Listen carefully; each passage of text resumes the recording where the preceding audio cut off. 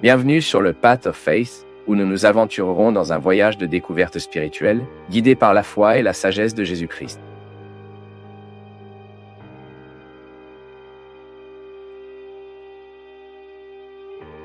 Le mode de vie. Merci pour votre affection,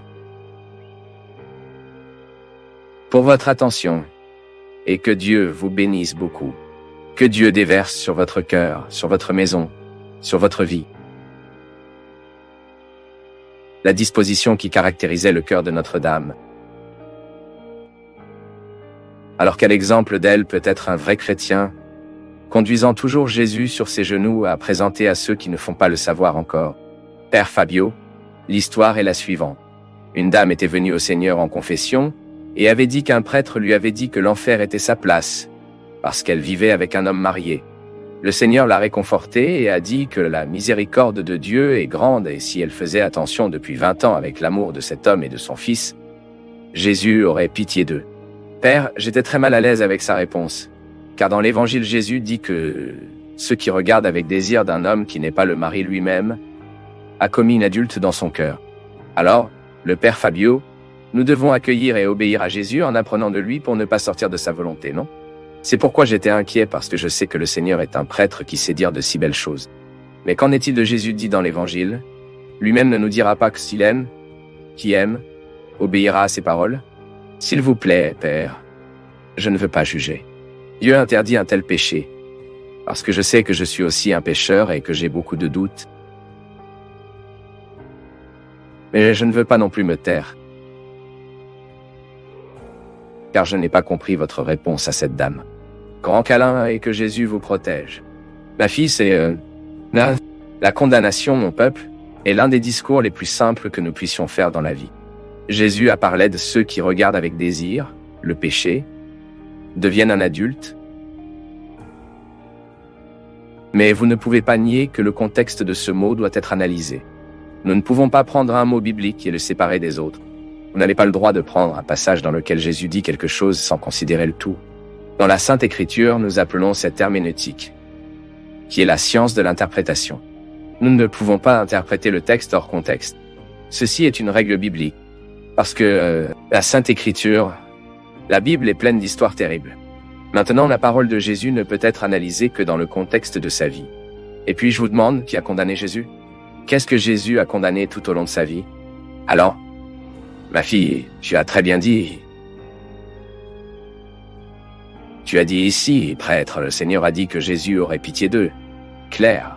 Et c'est ce que j'ai dit. Je ne peux pas en dire plus que cela parce que je jugerais et je n'ai pas le droit de juger. Maintenant, une certitude que j'ai. Dieu nous aime et parmi notre mort et notre éternité, il y a un immense abîme de miséricorde. Je n'invente pas cela, ma fille. C'est Jésus. Les préférences de Jésus sont-elles déconcertantes ? Sont-ils déconcertants ? Ils sont amadères. Sont-ils déconcertants de penser au choix que Jésus a fait ? C'est déconcertant. Seulement, nous ne pouvons pas changer cela. Jésus a préféré le pire. Et au moment où il préfère le pire, il nous enseigne alors le contexte de la miséricorde, qui est le plus fort de Jésus. Vous voyez que sur la croix, Jésus sauve toujours quelqu'un, le voleur qui était là. À aucun moment vous ne voyez Jésus condamner ou apporter l'enfer à la vie des gens ? Non ? Et même parce que dans le contexte de cette histoire que j'ai racontée, ma fille, le contexte est plus que le texte. Il est très simple pour vous de porter un jugement. Cette femme, elle est célibataire, mais elle vivait pendant 20 ans avec un homme marié, non ? Ceci est le texte. Mais vous devez connaître le contexte de cette union. Ce qui nous condamne, ce qui nous sauve. Ce n'est pas seulement le texte. Même parce que si nous pensons que c'est juste le texte qui nous condamne ou nous sauve, nous risquons l'hypocrisie, nous risquons l'idée fausse. Ce n'est pas beaucoup plus. D'accord. La parole de Dieu, peut-elle être appliquée là-bas ? Dépend du contexte. Maintenant, je n'ai pas le courage de dire qu'ils sont en enfer. Avec toute sincérité, je n'ai aucune autorité pour cela. Tout comme ce prêtre qui dit qu'il ne l'a pas non plus. Tout comme vous n'avez pas non plus. Alors, que prenons-nous à la conclusion ? Que face aux réalités humaines auxquelles nous n'avons pas de réponse, je préfère rendre les erreurs aimantes. Je préfère faire des erreurs ayant pitié. Je préfère faire des erreurs accueillantes, faire des erreurs d'autre manière. C'est mon choix, mon cher. Ceci est l'option de l'Église. L'option de l'Église est pour déterminer les règles. Mais ces règles ne peuvent pas nous suffoquer. elles ne peuvent pas devenir des instruments de condamnation pour nous. Même parce que l'Église n'a aucune autorité pour cela. Nous avons le pouvoir de pardonner, de condamner, non. Est-ce que vous dites que vous allumez ou désactivez, d'accord, nous appelons mais nous ne l'avons pas encore, nous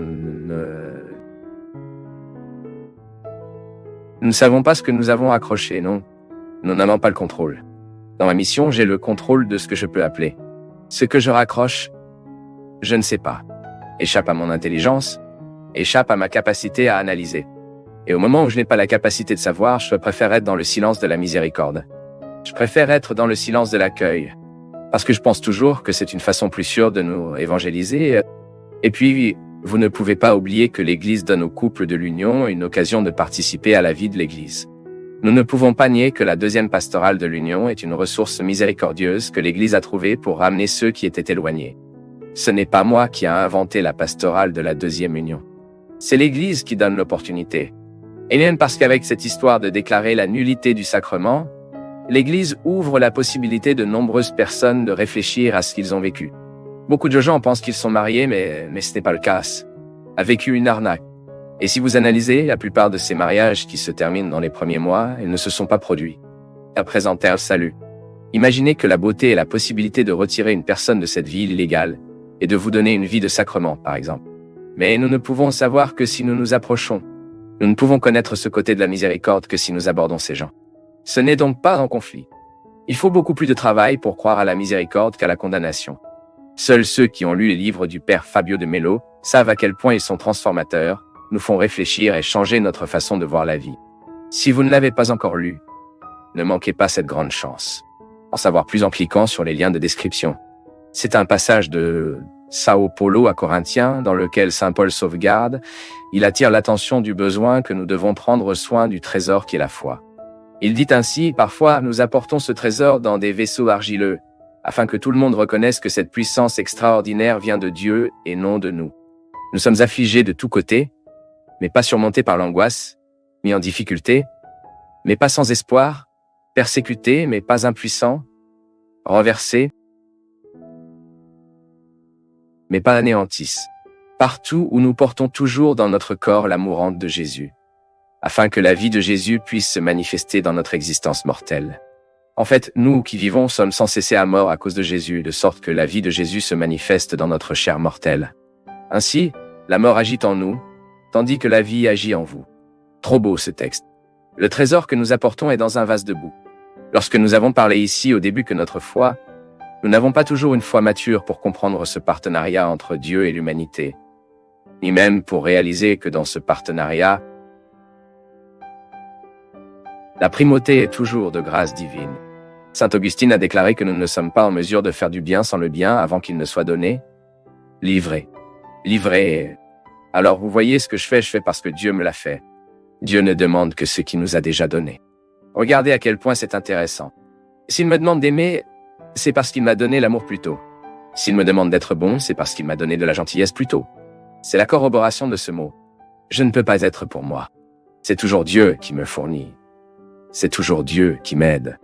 Et c'est pourquoi je dois identifier dans la vie quotidienne de ma vie comment je peux vivre ce partenariat sans mon intention d'être conseiller, vous savez?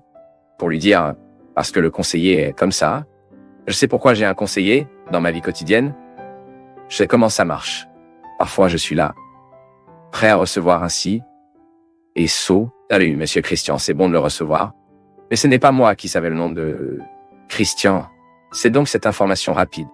Je suis à l'intérieur de la camionnette et la fille parle déjà. Père, l'événement est tel. En parler à cela, nous recevra l'évêque. Je ne sais pas quoi. Pelle, sera présent le prêtre. Ceci et cela. Afin que je sache qui sont les gens. Parfois, nous voulons faire la même chose avec Dieu. Nous pensons que nous sommes son conseiller, que nous lui dirons toutes les nouvelles du monde. C'est comme cette prière que parfois nous voyons autour, n'est-ce pas? Seigneur, regarde-le à quel point il guérit, Jésus, n'est-ce pas bon? Comme s'il ne pouvait pas se permettre de savoir ce qui doit être fait, comme si le sage de l'histoire était moi. Vous voyez, monsieur? Elle est très contrariée par la vie. Waouh! Jésus fait cela dans sa vie.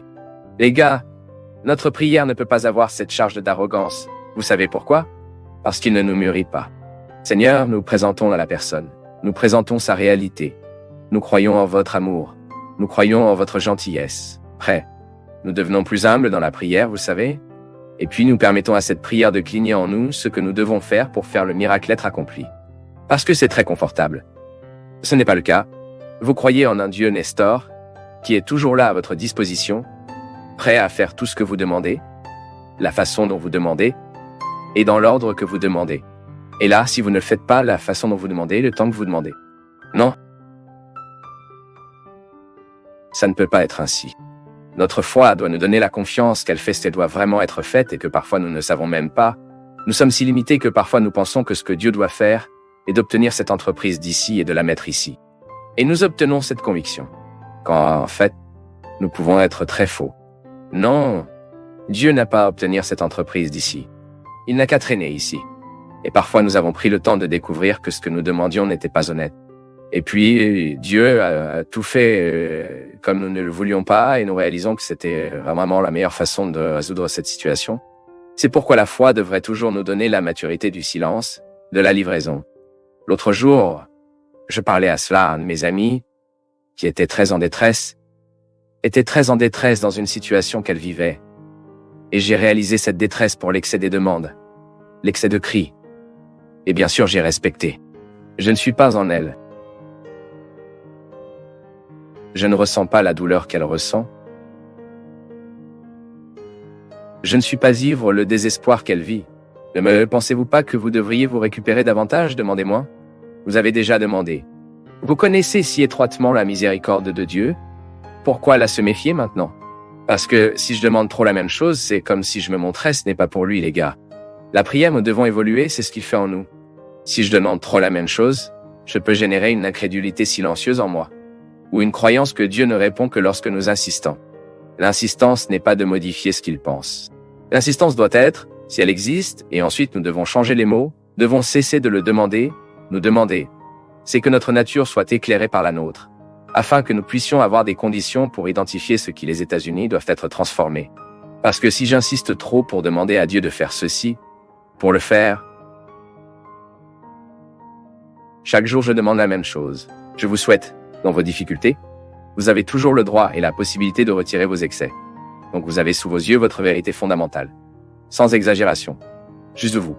Et à partir de ça, vous vous revenez.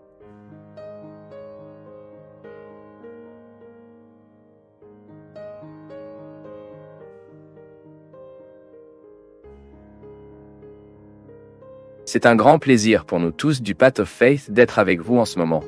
Veuillez partager vos impressions sur le sujet d'aujourd'hui dans les commentaires, soutenez-nous en aimant la vidéo et aidez à la diffuser en l'envoyant à vos amis. Abonnez-vous à la chaîne pour rester toujours connecté et recevoir nos nouvelles vidéos.